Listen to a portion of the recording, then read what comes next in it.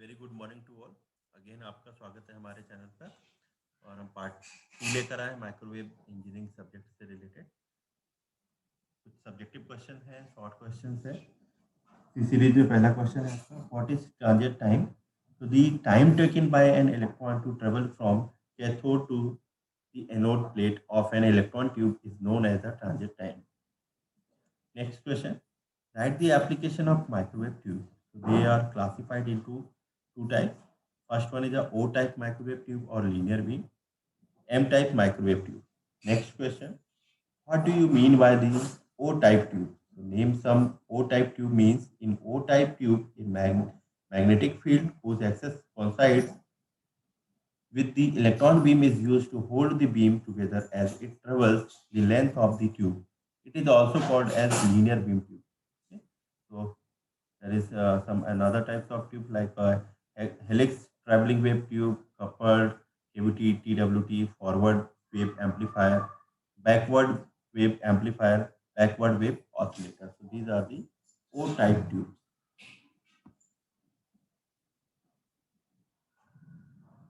Now define velocity modulation.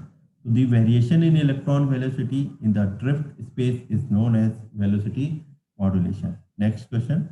What do you mean by Kriston? So Kriston is a vacuum tube that can be used either as a generator or as an amplifier of power at microwave frequencies operated by the principle of velocity and current modulation.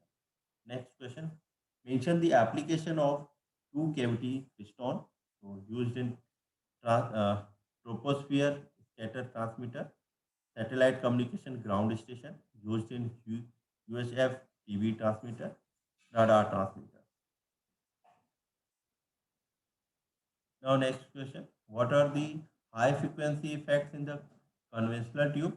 So the high frequency effects in conventional tubes are circuit reactance, inter-electrode capacitance, lead reactance, transient time effect, cathode emission, plate heat dissipation areas, power loss due to skin effect, radiation, and dielectric loss. What are the assumptions for the calculation of RF field, RF power in reflex crystal?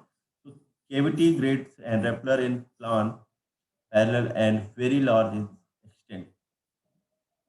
No RF field is excited in Rappler space. Electrons are not intercepted by the cavity anode grid. No debunching takes place in Rappler space.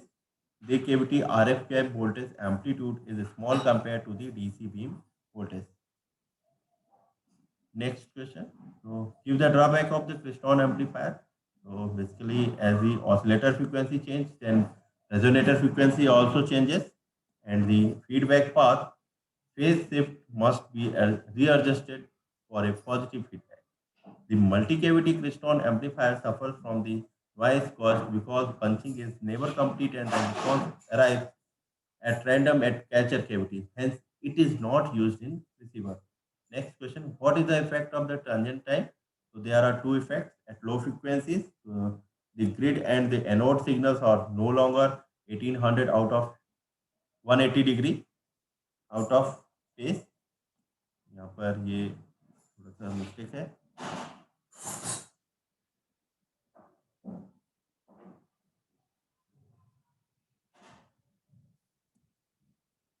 यहाँ पर ये degree है, यहाँ पर 180 degree out of phase, thus causing design problems with feedback in oscillator. So the grid begins to take power from the driving source and the power is absorbed even when the grid is negatively biased. Next question. What are the application of the reflex piston?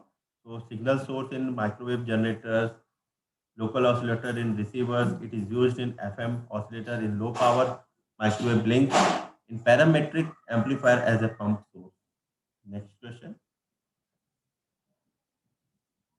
Give the performance specification of reflex piston. So frequency range of the 2 to 200 gigahertz band, width plus 30 megahertz and power output is 10 milliwatt to 2.5 milliwatt and efficiency is 20 to 30%. What is the TWTA? So a traveling wave tube amplifier circuit uses a helix flow wave non-resonant microwave guiding structure and it is broadband device. What is the purpose of slow wave structure used in TWT amplifier?